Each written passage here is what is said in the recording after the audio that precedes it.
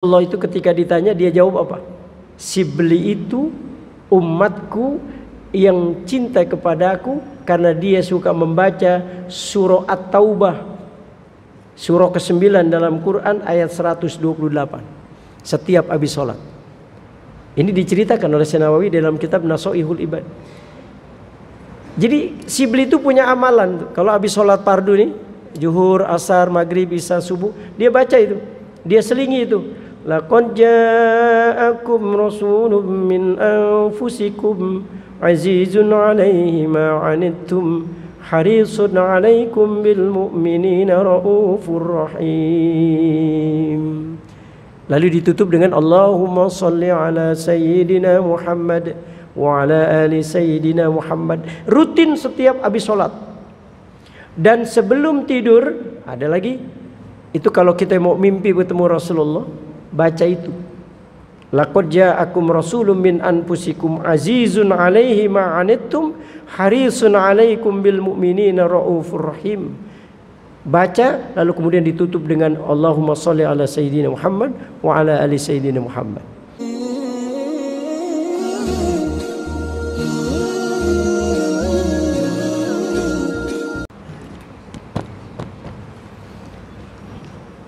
Assalamualaikum warahmatullahi wabarakatuh. Bismillahirrahmanirrahim. Alhamdulillahi haqqa hamdihi. Wassalatu wassalamu ala khairi khalqihi Muhammadin rasulihi wa abdihi wa ala alihi wa sahbihi min ba'dihi. Qala Allah Ta'ala fi kitabih law annahum idh zalamu anfusahum ja'uka fastaghfarullaha wastaghfara lahumur rasul lawajadullaha tawwabar rahima. Sadaqallahul azim wa sadaqa rasuluhun nabiyul habibul karim wa nahnu ala dhalika minasy syahidin wa syakirin walhamdulillahi rabbil alamin. Akhina al-mahbub wal ustadz Jaya Subhana matanallah bituli hayatihi wa nafa'a bi ulumihi. Hadirin ma'asyiral muslimin, jamaah salat zuhur Masjid Nurul Barakah, yang mudah-mudahan kita di siang hari ini selalu berada dalam kemuliaan-kemuliaan di sisi Allah Subhanahu wa taala. Amin ya rabbal alamin. Hadirin sekalian yang dimuliakan Allah Subhanahu wa taala. Saya kutip di dalam kitab Mafahim Yajibu an Tusahhah, karangan Sayyid Al-Maliki, salah seorang ulama yang masyhur di Mekah, salah satu penganut mazhab Imam Syafi'i.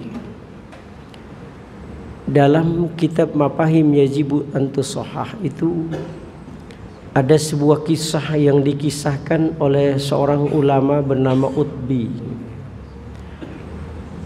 Beliau katakan dalam kitab Mafahim itu, Utbi berkata, indana fi qabrin Nabi sallallahu alaihi wasallam jaa rajulun minal a'rabi.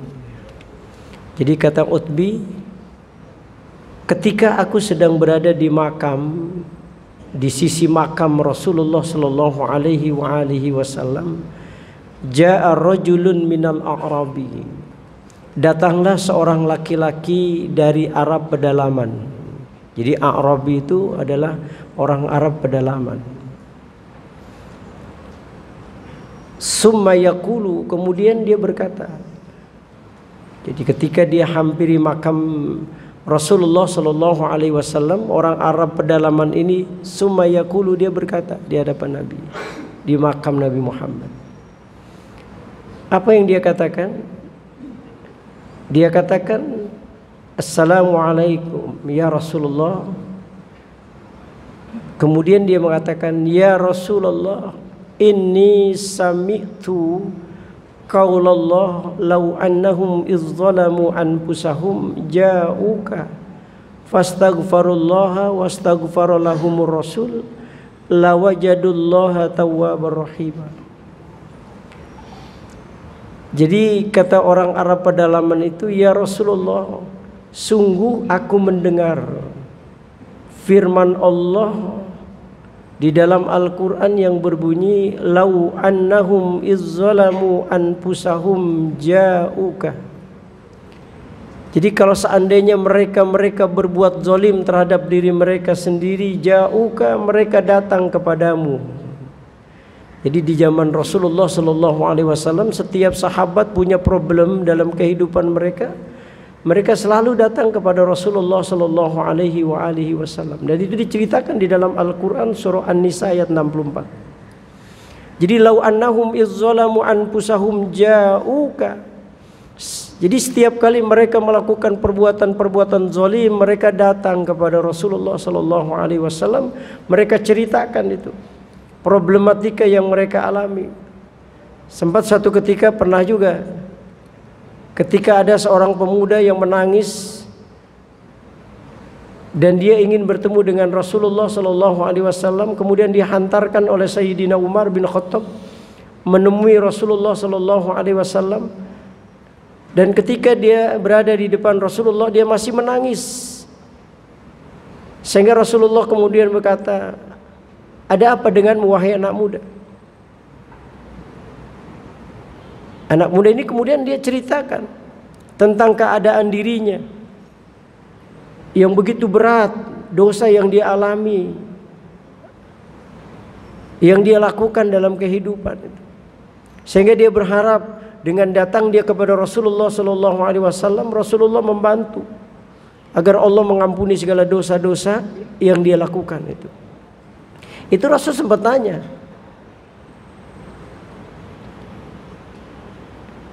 kata Rasulullah, sebesar apa dosamu itu di hadapan Allah? Lebih besar mana kira-kira dengan arasnya Allah? Lebih besar dosaku ya Rasulullah. Lebih besar mana dengan bumi dengan langit? Lebih besar dosaku ya Rasulullah. Sampai Rasul mengatakan, kamu berbuat syirik kepada Allah? Tidak. Kau berbuat durhaka sama orang tua? Enggak. Kau membunuh? Enggak. Loh bagaimana mungkin? Bukankah 3 dosa itu yang termasuk dosa yang besar di hadapan Allah? Tapi kau mengatakan tidak. Jadi apa dosamu? Kau tidak berbuat syirik, kau tidak berbuat durhaka sama orang tua, dan kau tidak membunuh. Jadi dosa apa? Kata Rasulullah. Begini ya Rasulullah, saya ini selama 7 tahun, saya ini punya pekerjaan itu mencuri kain kafan jenazah yang dimakamkan. Jadi kalau ada orang yang meninggal dunia, malamnya jenazah itu dia ambil kain kafannya setelah dia gali kuburannya. Selama 7 tahun. Sampai pada akhirnya ketika ada seorang perempuan Ansor meninggal dunia, malam itu kemudian dia gali kuburannya untuk mencari kain kafannya, untuk mengambil kain kafannya. Tapi kemudian karena dia merasa tubuh si perempuan Ansor ini masih menggiurkan, digaulinya kubur itu di dalam kubur itu. Bayangkan mayat itu digaulinya sama dia.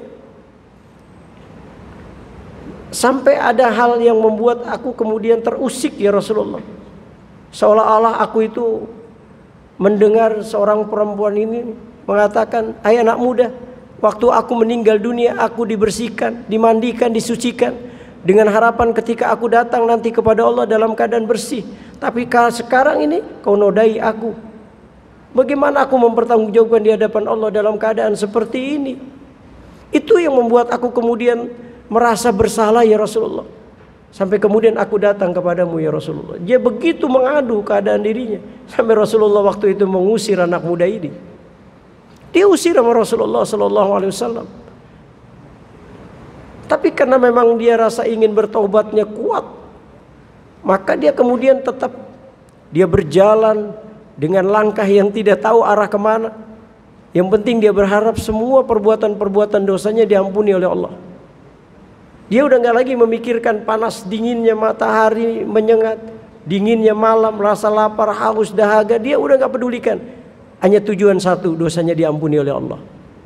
Sampai di dalam doanya dia terakhir, dia mohon kepada Allah, ya Allah, kalau seandainya malam ini engkau tidak terima taubatku ya Allah, kirim api untuk membakar tubuhku. Daripada aku dibakar nanti di yaumul qiyamah, ya Allah, lebih baik aku dibakar dalam kehidupan dunia ini. Tapi kalau seandainya Engkau ampuni dosaku, ya Allah, sampaikan kepada Nabi-Mu Muhammad bahwa Engkau telah menerima pertobatanku malam ini.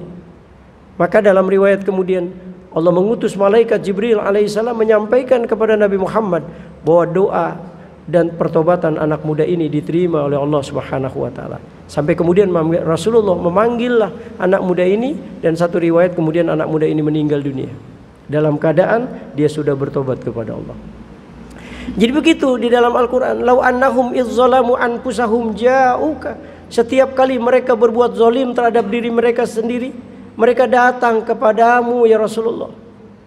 Fastaghfirullah, mereka memohonkan ampunan kepada Allah. Wastaghfara lahumur rasul, dan engkau pun memohonkan ampunan buat mereka. Jadi bukan hanya orang-orang yang berbuat dosa bertobat kepada Allah memohonkan ampunan, Rasul pun memohonkan ampunan buat mereka. Wastaghfara lahumur rasul, dan Rasul pun memohonkan ampunan buat mereka yang ketika itu datang kepada Rasulullah. Maka di akhir ayat Allah mengatakan la wajadullaha tawwabar rahima. Pantas kalau pertobatan mereka itu kemudian diterima oleh Allah Subhanahu wa taala. Kenapa? Karena ada kontribusi Rasulullah sallallahu alaihi wasallam. Nah, ini yang sebenarnya dalam perspektif agama dibenarkan adanya tawassul. Jadi ketika kita berdoa kepada Allah, kemudian kita mengkaitkan nama Rasulullah sallallahu alaihi wasallam dalam doa kita. Nah, orang Arab Badui tadi itu di hadapan makam Rasulullah, dia mengutarakan hati dia. Dia bilang, "Ya Rasulullah, inni sami'tu qaulallah, law annahum izzalamu anfusahum ja'uka fastaghfaralahumur rasul, fastaghfarullah wastaghfaralahumur rasul lawajadullaha tawwabur rahim." Ya Rasul, dulu kalau mereka berbuat zalim, berbuat aniaya terhadap diri mereka sendiri, mereka datang kepadamu ya Rasulullah. Mereka mohon ampunan Allah, dan engkau pun memohonkan ampunan pada mereka. Pantas kalau doa-doa mereka, pertobatan mereka engkau terima ya Allah. Bagaimana dengan aku sekarang ini ya Rasulullah? Aku sedang memohonkan ampunan Allah terhadap dosa-dosa yang aku lakukan. Aku mohon syafaatmu ya Rasulullah. Aku butuh syafaatmu ya Rasulullah, agar seluruh dosa-dosaku diampuni oleh Allah Subhanahu wa taala ya Rasulullah. Dia seluruh curhatan hatinya itu dia benar-benar dia curahkan di hadapan makam Rasulullah sallallahu alaihi wasallam. Summa raja'a, kata Syekh Utbi tadi. Setelah anak muda ini, orang Arab Badui ini, dia curhat di hadapan makam Rasulullah, summa raja'a, kemudian dia pulang. Apa yang terjadi? Ketika orang itu pulang, Syekh Utbi kemudian bermimpi. Nah, mimpi bertemu dengan Rasulullah sallallahu alaihi wasallam. Ini kalau dalam bahasa hadis namanya ru'yatun haqqun atau ru'yatun saleh, artinya mimpi yang benar yang didatangkan oleh Allah sebagai bukti kebenaran yang Allah datangkan. Kayak kita misalnya kita mimpi ketemu Rasulullah sallallahu alaihi wasallam, itu sebagai bukti kebenaran yang Allah datangkan. Kalau kita lihat bagaimana para ulama-ulama dulu itu sering kali mereka bermimpi bertemu dengan Rasulullah sallallahu alaihi wasallam. Bahkan saya baca itu, mungkin mudah-mudahan jadi amalan kita itu. Itu saya kutip di dalam kitab Nasoihul Ibad itu, Syekh Nawawi Al-Bantani menceritakan tentang kisahnya seorang ulama besar namanya Syekh Abu Bakar Al-Mujahid, yang dalam satu kisah diceritakan oleh Syekh Nawawi itu, Syekh Mujahid itu pada suatu saat pernah mengadakan pengajian seperti ini. Tiba-tiba beliau berdiri. Semua jamaah kaget, ada apa Syekh Mujahid itu berdiri? Tiba-tiba beliau menghampiri seorang laki-laki dari pintu. Lalu kemudian dia cium keningnya laki-laki itu.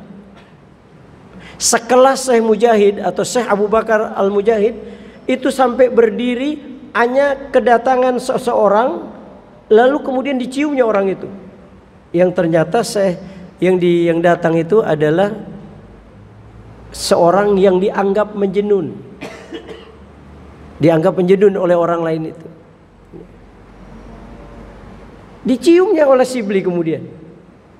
Jadi Sibli itu bukan hanya berdiri dengan kedatangan orang itu, Syekh Mujahid, tapi kemudian dicium. Nah itu yang dikenal di dalam riwayat Syekh Sibli. Namanya juga Syekh Abu Bakar juga, namanya Sibli. Cuman orang mengenalnya dia agak majnun dianggapnya. Jamaah bertanya, ya Syekh, ada apa dengan Sibli? Sampai engkau bukan hanya berdiri, tapi kau cium keningnya. Jadi kalau di Arab itu sebagai bentuk kasih sayang orang ketika dia mencium kening kita. Apa kata Syekh Mujahid?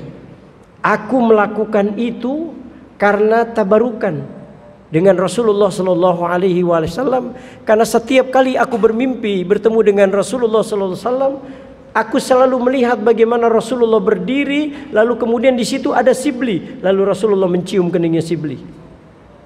Jadi Syekh Mujahid melakukan itu karena melakukan apa yang dilakukan Rasulullah.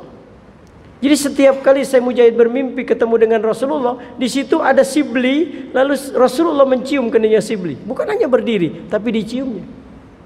Nah Syekh Mujahid bertanya, ya Rasulullah, ada apa dengan Sibli ya Rasulullah? Sampai bukan hanya engkau berdiri, tapi kau cium keningnya Sibli. Itu dalam mimpinya. Rasulullah itu ketika ditanya, dia jawab apa? Sibli itu umatku yang cinta kepadaku karena dia suka membaca surah At-Taubah, surah ke-9 dalam Quran ayat 128 setiap habis sholat. Ini diceritakan oleh Syekh Nawawi dalam kitab Nasoihul Ibad.